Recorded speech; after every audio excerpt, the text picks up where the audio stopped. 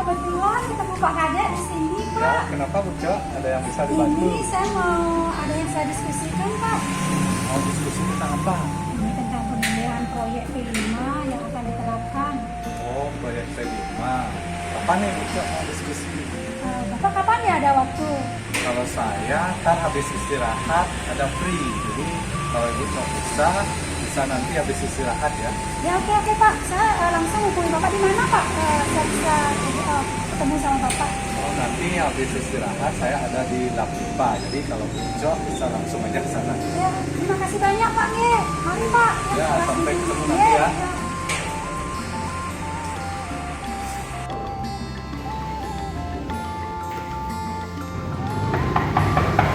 Permisi. Ya.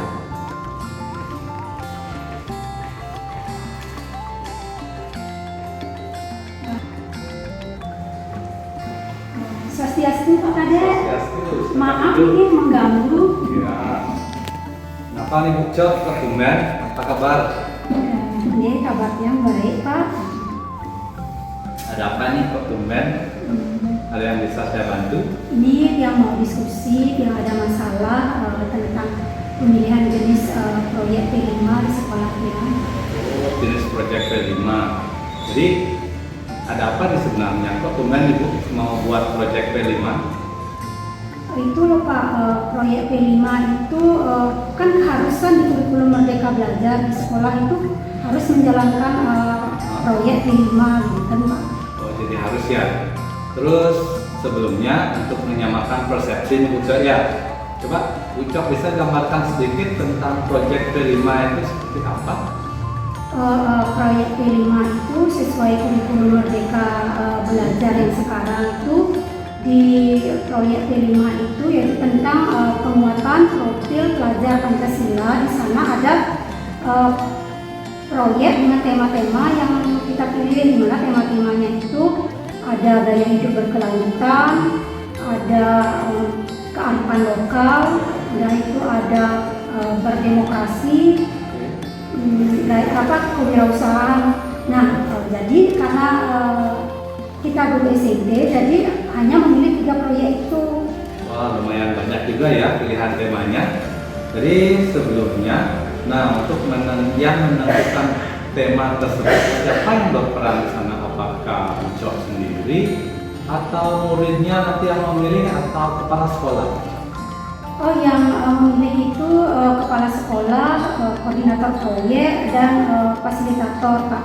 Kebetulan saya sebagai koordinator proyek di sana. Oh, Bu Jo sendiri sebagai koordinatornya. Nah, nanti kan Bu Jo terlibat di sana. Terus tema yang Bu Jo pilih itu tema yang mana? Untuk pelaksanaan awal, tema yang sudah dipilih itu tentang gaya hidup berkelanjutan. Tentang gaya hidup berkelanjutan. Oke, jadi menurut Bu Jo gaya hidup berkelanjutan itu yang seperti apa sih sebenarnya? Itu loh Pak, yang pembiasaan menjaga lingkungan. Nah, salah satunya itu menjaga kelestarian lingkungan dan kebersihan lingkungan kayak gitu Pak. Nah, Bu Jo kan sudah memilih temanya. Nah, Bu Jo sendiri juga sudah tahu gaya hidup berkelanjutan itu seperti apa. Nah, sekarang coba Bu Jo renungkan, kira-kira di lingkungan sekolah atau masyarakat sekitar tema apa yang sesuai atau jenis apa yang sesuai nanti dengan tema tersebut, terkait dengan gaya hidup berkelanjutan tersebut.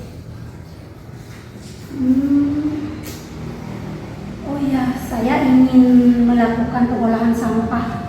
Baik, jadi Bu Jo ingin melakukan pengolahan sampah. Nah, dari rencana Bu Jo tersebut untuk mengolah sampah, terus Bu Jo mau membuat seperti apa? Begini sih rencananya Pak.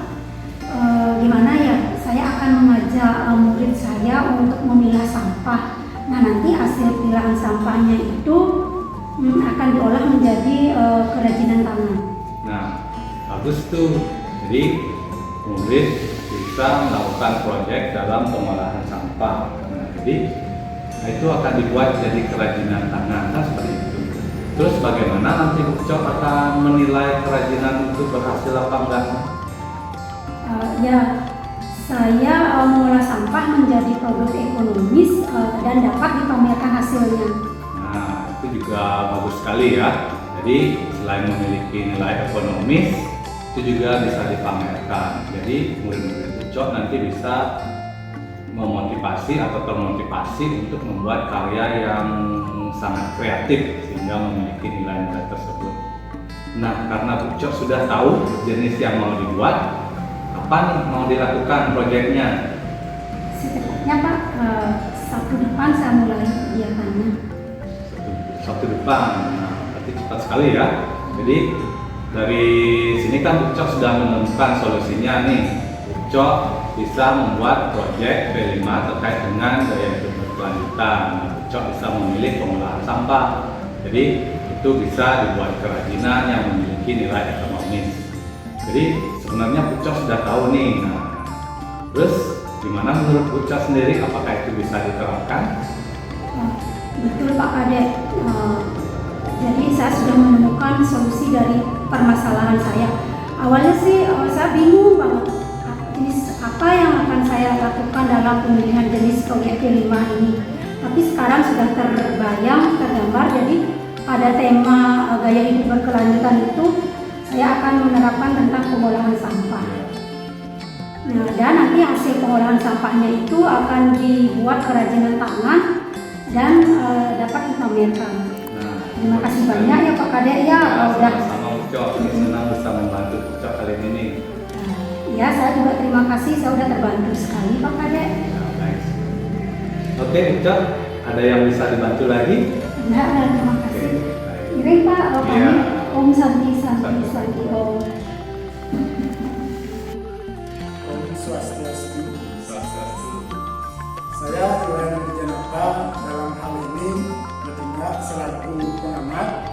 Dimana tadi saya sudah mengamati sesi coaching yang dilakukan oleh Ibu Ucok dengan Pak Kadek Suwardianto. Dimana Ucok bertindak sebagai coach dan Pak Kadek bertindak sebagai coaching. Membahas mengenai permasalahan yang disampaikan oleh Pak Kadek tentang bagaimana memenuhi kebutuhan belajar siswa sesuai kemampuannya sesuai dengan Merdeka Belajar. Begitu Pak ya. Yang saya amati tadi, Ucok dengan Pak Kadek sudah menerapkan teknik coaching dengan sangat baik, yaitu memenuhi unsur-unsur dalam alur digital. Ini Ucok sudah menjalankan mulai dari bagaimana mengungkapkan tujuan, kemudian identifikasi, rencana aksi, dan juga tanggung jawab. Begitu juga dalam melakukan sesi coaching, Ucok sudah mengajukan pertanyaan yang berbobot, melaksanakan percakapan dengan sangat baik dan tertata sesuai dengan alur kita. Jadi dapat saya simpulkan bahwa kegiatan sesi coaching yang dilakukan oleh Ucok dengan Pak Kadek sangat berjalan dengan baik. Selamat kepada Ucok dan Pak Kadek, sudah kegiatannya berjalan dengan baik. Itu yang hal-hal yang bisa saya sampaikan dalam kegiatan ini. Saya tutup dengan Rama Santi. Om Santi. Selamat sore Bapak. Sore Ya, Ucok. bangun nih. Nggak apa-apa, ada yang bisa dibantu nih. Ya, sekedar mengucapkan terima kasih sama laporan lah sedikit gitu tentang sharing kita minggu lalu itu yang membuahkan hasil luar biasa loh Pak. Dari saran atau diskusi kita itu kan saya memilih tentang pengolahan sampah. Ya, 1 minggu ini saya terapkan itu ke anak didik saya Pak, pengolahan sampah itu dari mulai mengolah sampai memilah-milah gitu yang bisa dipakai kerajinan seperti di belakang kan ada yang jual es krim tuh Pak ya. Itu tongkat-tongkat es krimnya itu dibuat kerajinan tangan. Wow, bagus sekali hasilnya Pak. Ini saya videokan loh Pak. Saya tidak bisa bawa hasil ini, saya videokan. Seru kan Pak? Sekali ya. Ya, tapi selain hasil kita sih tidak menuntut hasil Pak ya. Tapi dari proses ini kan profil pelajar Pancasilanya nampak Pak. Tuh kolaborasi anak saya itu luar biasa Pak. Itu kolaborasinya, kerjasamanya. Wow, saya senang sekali ini berkat Bapak nih ngasih tahu caranya. Oke, bagus sekali Ucok. Berarti rencananya untuk proyek itu sudah berhasil ya? Ya, untuk prosesnya itulah artinya penekanan tentang sikap penguatan profil pelajar Pancasilanya udah tercapai Pak. Kalau hasilnya kan belum sempurna, nanti masih berlanjut Pak. Terus untuk meningkatkan itu mungkin Ucok mau rencana apa lagi nih? Kedepannya ini masih Pak, masih lanjut Pak. Masih lanjut. Iya, masih lanjut. Kebetulan peserta didik saya itu masih sedang hangat-hangatnya tentang pengolahan sampah. Kedepannya harus bisa lebih baik dari itu lagi ya. Ya oke lah Pak. Oke, kalau begitu Ya, ada lagi? enggak ya, selama enggak dulu nih Pak. Ya. Terima kasih banyak Pak ya. Ya. Mari.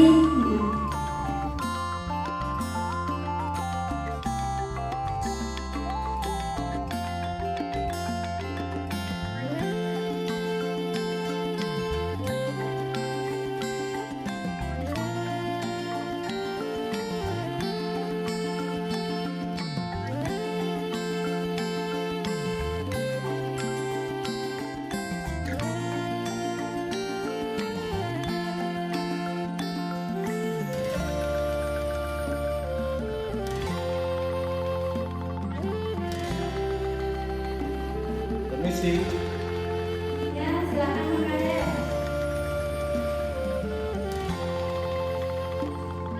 Silakan dulu sama saya Pak Kades. Terima kasih. Selamat sore Ucok. Apa kabar Pak Kades? Nah, baik-baik aja nih kali ini.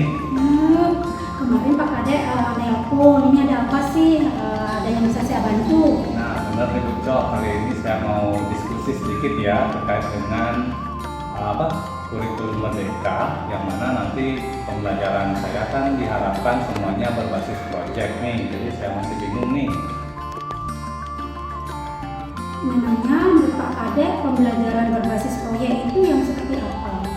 Jadi pembelajaran berbasis proyek itu kan diterapkan pada kurikulum Merdeka, yang mana nanti setiap materi-materi yang diajarkan itu diharapkan siswa membuat hasil karya dari materi itu. Nah, jadi saya masih bingung dalam menentukan karya seperti apa nih yang mau dibuat. Pak Kades mengajar apa? Saya kebetulan sekarang mengajar bahasa Inggris. Oh, bahasa Inggris ya. Dalam pelajaran bahasa Inggris itu produk apa yang Pak Kades harapkan? Nah, ini dah yang membuat saya agak bingung. Saya kan ngajar bahasa Inggris di sekolah pariwisata, yang mana nanti saya berharap sangat bahwa murid-murid saya itu bisa berbicara bahasa Inggris dengan fasih, karena itu merupakan bekal yang akan mereka bawa untuk bekerja nanti. Jadi saya harap mereka bisa membuat video gitu, mereka sedang mempraktekkan berbicara bahasa Inggris. Tapi sayangnya banyak dari mereka yang kurang bisa seperti itu. Oh, jadi menurut Pak Kades untuk bahasa Inggris itu produknya hanya speaking saja. Nah, sebenarnya itu dah yang mau saya koordinasikan sekarang, mau diskusikan. Jadi sebenarnya saya sih berharap banyak nih murid-murid saya bisa speaking, karena ini merupakan bekal mereka untuk bekerja di pariwisata. Namun kalau untuk bahasa Inggris sendiri sih ada produk-produk yang lain atau hasil karya lain yang bisa diterapkan, seperti mereka bisa menulis dan yang lainnya. Apa Pak Kades percaya ya setiap murid itu memiliki karakter yang berbeda dan juga kebutuhan yang berbeda? Nah, itu juga sih Bu. Jadi sebenarnya sih saya mengalami, jadi di sekolah murid-murid saya memang mempunyai karakter yang berbeda-beda. Jadi ada yang suka ngomong, ada yang mungkin suka menulis, seperti itu. Terus kalau yang berupa tulisan, Pak Kades mau produk yang seperti apa? Nah, ini mungkin nanti saya akan menerapkannya sih kalau produknya berupa karya tulis. Mungkin murid-murid saya bisa saya minta untuk membuat poster atau artikel atau esai mungkin terkait dengan materi nanti yang akan saya ajarkan. Mungkin begitu ya. Ya bagus Pak Kades. Jadi di sana juga Merdeka Belajar itu sudah muncul karena sudah mengakomodir kebutuhan siswa. Nah, benar sekali Bu Cok. Jadi mungkin saya akan membebaskan murid-murid saya dalam membuat produk. Jadi yang suka ngomong mereka bisa membuat video karya speakingnya seperti itu ya. Terus yang suka menulis mungkin mereka bisa buat artikel atau poster, mungkin ada gambar terus ada tulisannya. Mungkin itu bisa juga memotivasi murid untuk belajar. Cuma nanti saya baiknya harus membuat kriteria yang berbeda gitu ya untuk menilainya. Jadi yang speaking kriterianya gimana, yang writing gimana, itu ya Bu ya. Ya, benar sekali. Untuk penilaian yang objektif itu memang harus dibuat kriteria yang berbeda, Pak Kadek. Baiklah Bu Cok, kalau gitu berarti saya akan mempersiapkan dulu kriterianya. Berarti ya dari sini saya paham bahwa murid itu kan memiliki karakter yang berbeda. Jadi saya tidak bisa paksakan murid itu untuk speaking aja, walaupun itu memang sangat penting untuk mereka bekerja. Jadi mungkin yang nggak suka speaking, saya akan menyuruh mereka membuat artikel atau poster saja Bu Cok.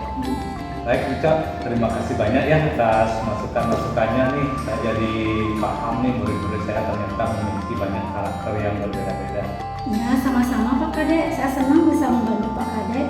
Oke Bu Cok, terima Ditunggu kasih ya banyak ya. excelnya. Saya mau ke kelas dulu. Ya, silakan.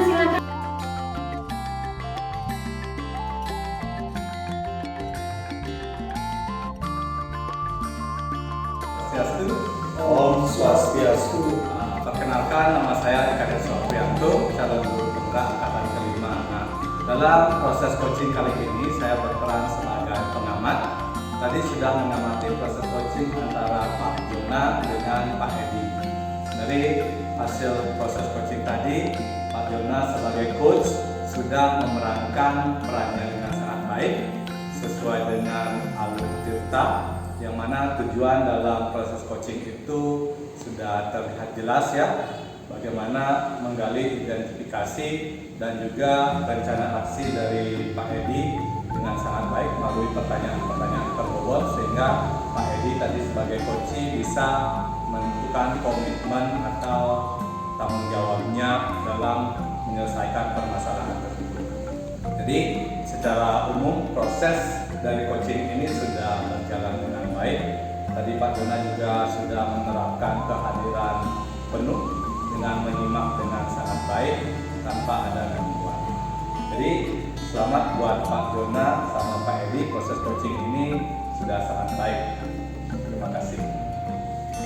Om Santi Santi Santi. Om Santi Santi. Cut.